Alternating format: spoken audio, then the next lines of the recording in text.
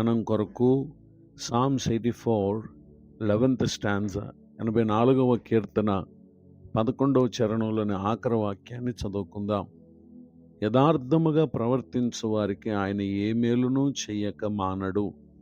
వాక్య ధ్యానం కొరకై ప్రార్థన. కృపగల మా తండ్రి, మీ కొందనాలు. నేడు చదవబడిన ఈ వాక్య భాగం ద్వారా మాతో మాట్లాడి బలపరచండి. యేసుక్రీస్తు నామములో ప్రార్థిస్తున్నాను తండ్రి, ఆమేన్. చదవబడిన ఈ వాక్య భాగంలో నిజాయితీగా ఎవరైతే ప్రవర్తిస్తారో వారికి దేవుడు మంచిని చేస్తాడు. అనగా ప్రతి మంచిని ఆయన వారి కొరకు చేసేటటువంటి దేవుడిగా ఉంటారు అనేటటువంటి విషయాన్ని దేవుని యొక్క వాక్యం తెలియపరుస్తూ ఉంది.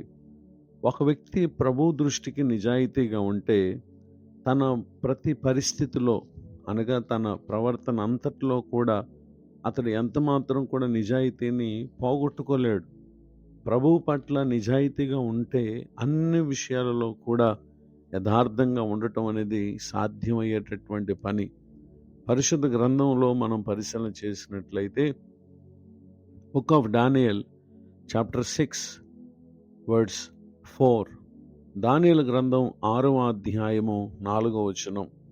అందుకు ఆ ప్రధానులను అధిపతులను రాజ్యపాలన విషయంలో దానియేలు మీద ఏదైనా ఒక నింద మోపవలనని ఉండి తగిన హేతు కనిపెట్టుచుండిరి. గాని దానియేలు నమ్మకస్తుడై ఏ నేరమైనను ఏ తప్పైనను చేయువాడు కాడు గనుక దానియేలులో తప్పైనను లోపమైనను కనుగొనలేకపోయిరి.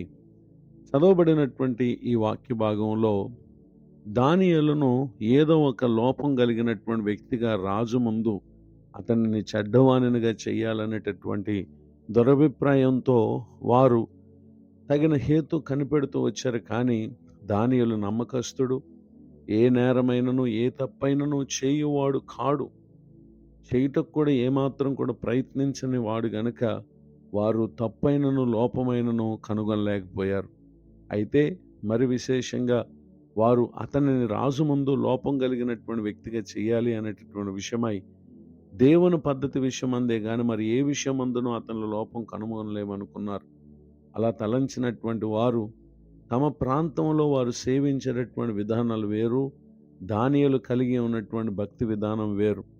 ఆ విషయం మీద 30 దినముల వరకు రాజు యొద్ద తప్ప మరి ఏ దేవుని యొద్దనైనా మానవుని యొద్దనైనను ఎవ్వడు ఏ మనవి చేయకూడదు. ఎవడైనా చేసినడలా వాడు సింహముల గుహలో పడద్రోయబడును అనేటటువంటి విషయమై వారు ఒక శాసనాన్ని పుట్టించి రాజు చేత దానిని సంతకం చేయించారు. అయితే ఈ సంగతులన్నీ దానియేలు రాజుకు దగ్గరగా ఉన్నటువంటి వ్యక్తిగా, అలానే తన క్రింద ఉన్నటువంటి అధిపతులు పన్నినటువంటి కుతంత్రం అంతటినీ తెలిసినటువంటి వ్యక్తి అయినప్పటికీ అతడు తన ఇంటికి వెళ్ళి యథాప్రకారముగా అనుదినం ముమ్మారు మోకాళ్ళుని తన ఇంటి పైగది కిటికీలు యెరూషలేము తట్టునకు తెరవబడి ఉండగా తన దేవునికి ప్రార్థన చేయుచు ఆయనను స్తుతించుచు వచ్చాడు. ఈ విధముగా వారు శాసనమును దానియేలు అతిక్రమించాడు అని చెప్పి రాజు ముందు దోషిగా నిలబెట్టి అతనికి నష్టము, అంటే అతనికి శిక్ష కలుగునట్లుగా వారు రాజు మీద ఒత్తిడి తెచ్చారు. అయితే రాజు దానియేలు యొక్క స్థితి ఎరిగి తనను కాపాడాలని తలంచాడు. కానీ అది తనకి ఎంత మాత్రం కూడా సాధ్యం కాని పనిగా ఉండగా రాజు అన్నటువంటి మాట, నీవు అనుదినము తప్పక సేవించుచున్న నీ దేవుడే నిన్ను రక్షించునని దానియేలుతో చెప్పారు. ఆ తర్వాత దానియేలు సింహముల గుహలో వేశారు.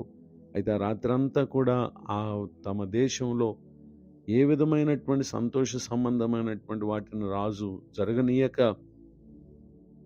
అతడు తెల్లవారుజామున వేగిరమై లేచి సింహముల గుహ దగ్గరకు వచ్చి దుఃఖస్వరముతో దానియేలును అతడు పిలిచాడు. జీవము గల దేవుని సేవకుడైన దానియేలు, నిత్యము నువ్వు సేవించుచున్న నీ దేవుడు నేను రక్షింపగలిగానా అని అడిగినప్పుడు ఆ గుహలో నుండి దానియేలు సమాధానమిచ్చుటను మనం గమనించగలం. ఆ తర్వాత దానియేలు దేవుని పట్ల భక్తి గలవాడైనందున అతనికి ఏ హాని కలుగలేదని చెప్పి ఎవరెవరైతే దానియేలుపై ఈ విధంగా నింద మోపినటువంటి మనుషులు ఉన్నారో వారందరిని తోడుకొని వచ్చి సింహముల గుహలో పడద్రోశారు. వారిని, వారి కుమారులను, వారి భార్యలను పడద్రోశారు. వారు ఆ గుహ అడుగునకు రాకమునిపే సింహములు పాలయ్యారు. సింహములు వారి ఎముకలను సహితం పగలగొరికి పొడి చేయుటను మనం గమనించగలం. ఆ తర్వాత దినాల్లో దానియేలును మరింత హెచ్చించుటను కూడా అక్కడ మనం గమనించగలం. ఈ మాటలు వింటున్నటువంటి నా ప్రియ సహోదరి సహోదరులు, నిశ్చయముగా నిజాయితీగా అనగా యథార్థంగా మనం ప్రవర్తించినప్పుడు మనుషుల ద్వారా మనము అవినీతి పరులంగాను అన్యాయస్తులంగా ఎంచబడిన మనల్ని కాపాడేటటువంటి దేవుడు నిశ్చయంగా ఆయన మనకు మేలు చేస్తారు గనుక మనుషుల వలన కలుగు మేలును బట్టి దేవుని చిత్తానికి వ్యతిరేకమైనటువంటి కార్యాల్లో మనం పాలువారం అయితే మనుషులు మనల్ని కాపాడలేరు. మన అతిక్రమ క్రియలను బట్టి దేవుని యొద్ద నుండి వచ్చు సంరక్షణ కూడా మనం పోగొట్టుకుంటాం గనుక విన్న మాటల ప్రకారంగా యథార్థముగా అనగా నిజాయితీగా ప్రవర్తించండి. నిశ్చయంగా ప్రభు మన జీవితంలో కలుగు చేసే ప్రతి మేలును ప్రతి ఒక్కరు పొందాలని కోరుతూ ఈ మాటలు ముగిస్తున్నాను. ప్రార్థన. కృపగల తండ్రి, వందనాలు. నేడు విన్న ఈ మాటల ద్వారా మీరు మమ్మల్ని బలపరిచినందుకు స్తోత్రం. పరిచర్లు ఎంతో భారంతో ప్రయాసపడుతున్న సేవకులను దీవించండి. నూతన సంవత్సర దయాకిరీటం పొందిన వారిని తమ ముందున్న సంవత్సరములని కృపాక్షేమలు ఇచ్చి కాపాడండి. ఎవరెవరు ఏ విధమైన సమస్యలతో ఏ మంచి తమ జీవితంలో వారు పొందక విచారముతో ఉన్నారో నిశ్చయముగా తమ ప్రవర్తనను దిద్దుకుని మనుషుల వలన స్నేహితుల వలన తమ బలం వలన పొందలేకపోయినటువంటి మంచిని మీ యొద్ద నుండి మా ప్రియులు పొందటానికి సహాయం చేయమని యేసుక్రీస్తు నామములో ప్రార్థిస్తున్నాను తండ్రి. ఆమేన్. తండ్రి, కుమార, పరిశుద్ధాత్మ దేవుడు తోడే నడిపించునుగాక. ఆమేన్.